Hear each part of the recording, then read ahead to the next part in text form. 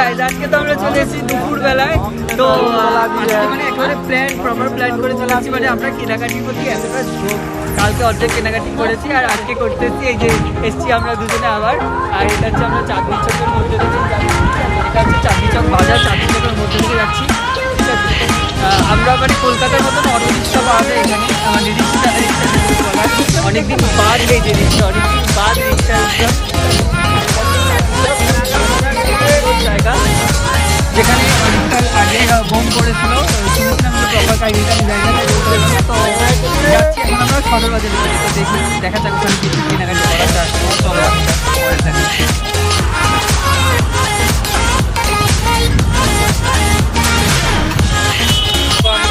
সদর বাজারে দেখা যাক এবার বাজারে। চলো বাজারে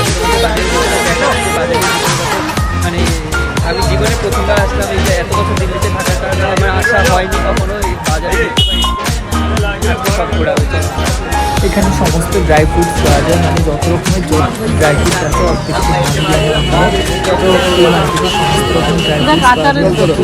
অনেক মশলাও পাওয়া যায়, অনেক রকমের যে মশলাগুলো আমরা রান্না ব্যবহার করতে ওই মশলা ড্রাই ফ্রুটস আর অনেকটাই কম দামেই পাওয়া যায়। কাজু কিশমিশ যা দেখছিলাম সব কিছু মোটামুটি অনেকটা কম দামে পাওয়া যায়। আমি সত্যি এমন একটা মানুষ আমার সাথে নিয়েছি যে আধা পাগলা, মানে যে যা কার্ড দিচ্ছে এখান থেকে আর সব দোকানে তো সত্যি একদম আধা পাগলা মানুষ।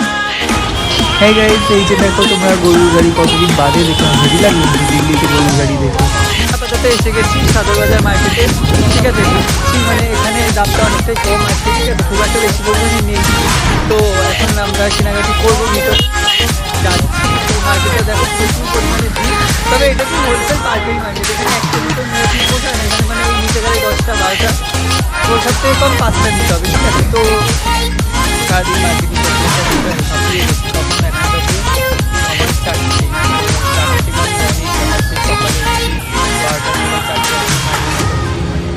এখন হাঁপিয়ে গিয়ে এখন বসে আছি গুরুদ্বারা। তোমরা দেখতে পাচ্ছি যে মার্কেটিংয়ে মানে এইগুলো টানতে টানতে বেকার লাগে, তখন আর ভালো লাগে না যে মার্কেটিং।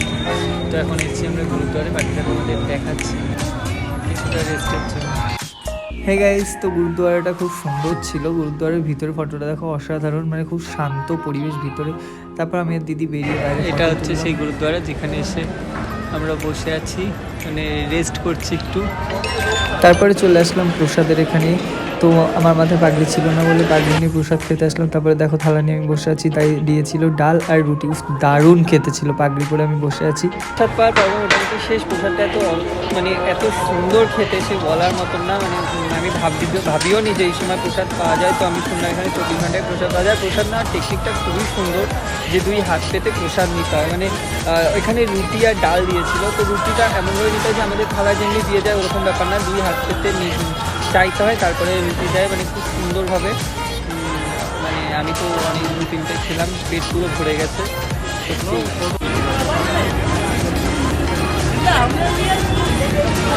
আমি ক্লান্ত, আমি আর পারছি না। এই যে এই মহিলাটা এত কেনাকাটি করলো, এত কেনাকাটি, শেষমেশ এখন আমি হাঁপিয়ে গেছি। শেষমেশ আমরা বাড়ি যাচ্ছি, আর চলতে পারছি না মোট কথা। মানে এখন দুজনে আমরা খুব টায়ার্ড। এই যে আমার এক ব্যাগ হচ্ছে, মনিকাদি দেখাও, তোমার এক ব্যাগ। তো আমরা এত কেনাকাটি করেছি। ঠিক আছে, তো চলো বন্ধুরা, আবার কবে ঘুরতে আসবো, আবার কি করবো দেখাবো। চলো আজকের মতো ব্লগ এই পর্যন্ত, টাটা বাই বাই। এবার বাড়ির দিকে যাওয়া যাক। আর এই পিছনে যেই বিল্ডিংটা দেখতে পাচ্ছ, এটা হচ্ছে ব্যাংক অফ ইন্ডিয়া ব্যাংক। বুঝতে পারছি না এত বড় ব্যাংক, সেটাই। চলো আজকের মতো টাটা। সো হ্যাঁ গাইস, তারপরে আমাদের বাড়ি ফেরার পালা। বাড়ি ফেরার পথে আমরা দই গাল্লা খেলাম, এখানে ফেমাস। আর দেখো যাবার পথে এই লেহেঙ্গার দোকানগুলো দেখলাম। এখানে 2000 টাকা থেকে 2 লাখ টাকা পর্যন্ত লেহেঙ্গা আছে। চাঁদনি চকে সব থেকে ফেমাস এই লেহেঙ্গার জন্য।